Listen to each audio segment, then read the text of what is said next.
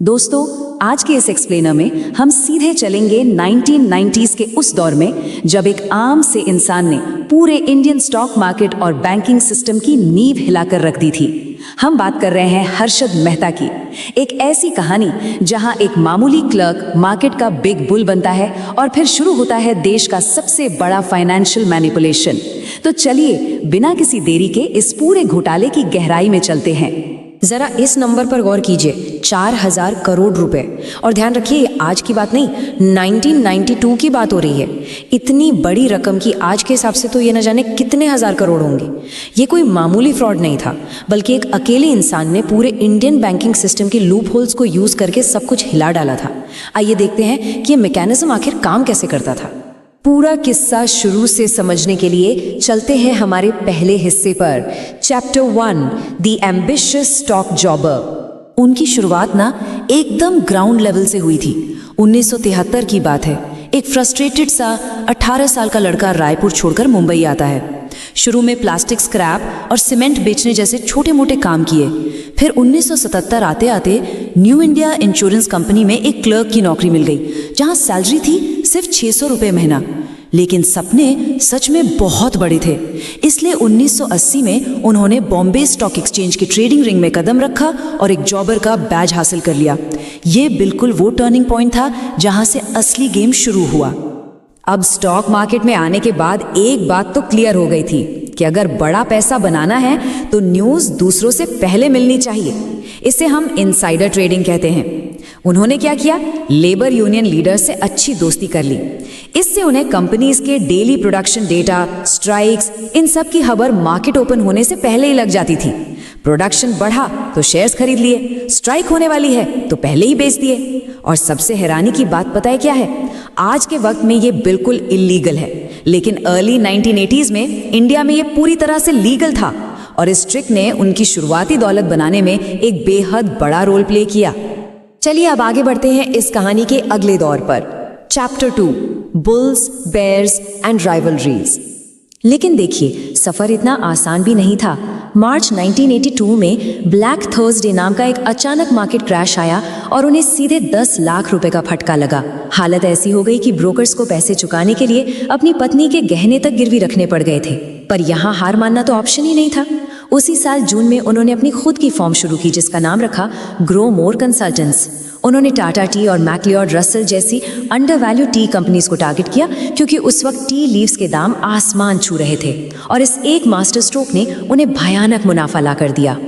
इसके बाद उन्होंने एक ऐसी एग्रेसिव स्ट्रैटेजी अपनाई जिसे मार्केट की भाषा में पंप एंड डंप कहते हैं। होता क्या है इसमें? असल में किसी ऐसे शेयर को पकड़ा जाता है जिसमें लोग ज्यादा ट्रेडिंग नहीं कर रहे हैं, फिर उसे भारी मात्रा में लात भर के खरीदा जाता है। अब सप्लाई हो गई कम तो ऑब्वियस ही बात है, दाम अचानक रॉकेट की तरह ऊपर भागेंगे।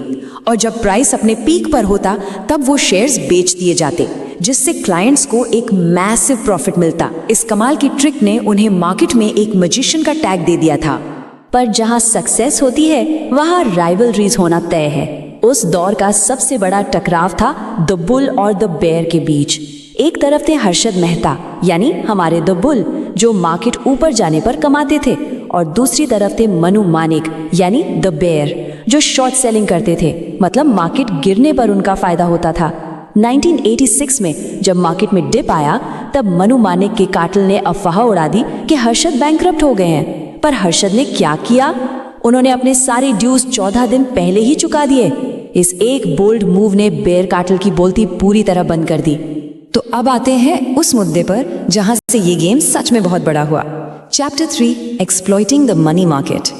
अब ध्यान दीजिएगा, हर्षद मेहता का सपना सिर्फ क्लाइंट्स के पैसा इन्वेस्ट करने तक सीमित नहीं था।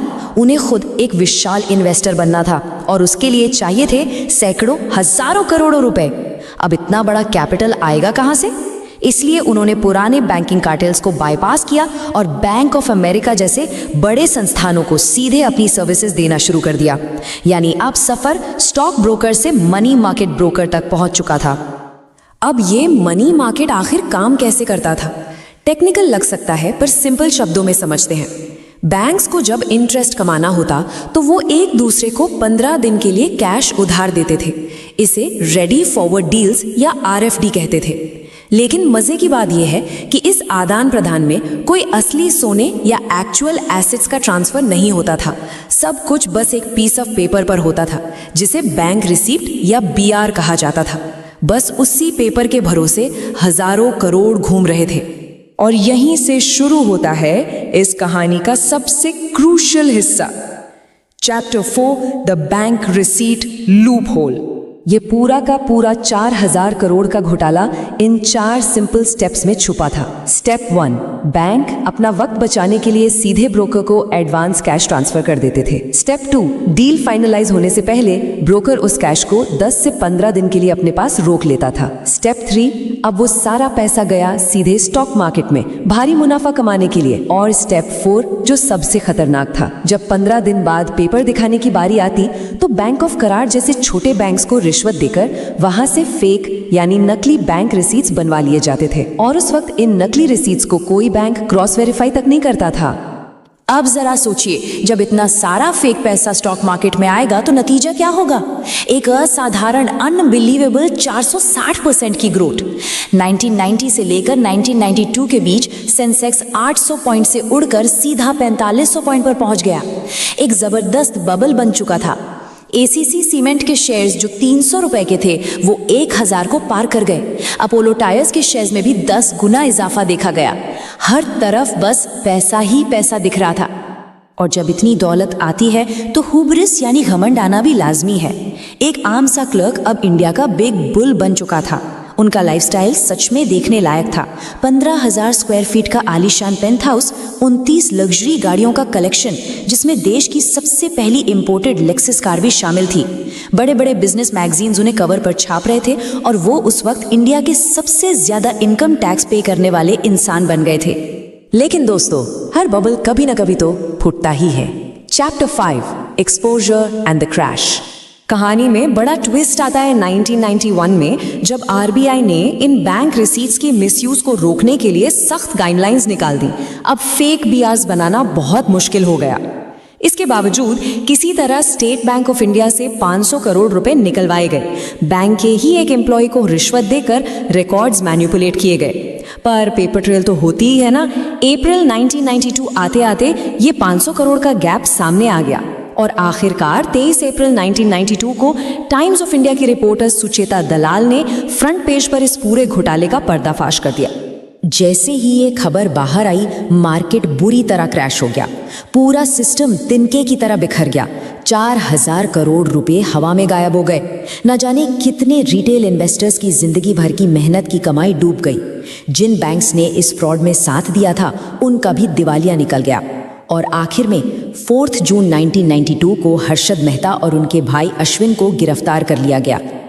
आइए अब इस एक्सप्लेनर के आखिरी हिस्से पर चलते हैं। Chapter 6, a highly controversial legacy. Harshad Mehta की कहानी का अंत उतना ही असाधारण और दुखद था जितनी कि उनकी शुरुआत।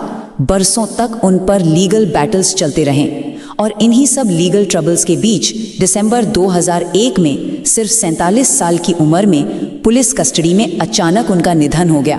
एक ऐसी जिंदगी जिसने आसमान की बुलंदियां देखी थी, उसका अंत बेहद अंधेरे में हुआ। तो दोस्तों, अंत में एक बहुत बड़ा सवाल पीछे छूट जाता है। क्या हर्षद मेहता सच में एक अनप्रेसिडेंटेड क्रिमिनल मास्टरमाइंड थे जिन्होंने जानबूझकर सिस्टम को ठगा, या फिर जैसा कि उनके सपोर्टर्स और परिवार का मानना है, वो उस दौर के पहले से ही खराब और टूटे हुए फाइनेंशियल सिस्टम के सिर्फ एक स्केपगोट बनाए गए थे, क्योंकि वैसी प्रैक्टिसेस उस वक्त बैंक्स में काफी आम हुआ करती थी। खैर, सच्चाई चाहे जो भी हो, इस एक घटना ने हमेशा के लिए भारत के फाइनेंशियल सिस्टम की कार्यप्रणाली को बदल कर रख दिया। इस बारे में आपका क्या सोचना है? गौर जरूर कीजिएगा।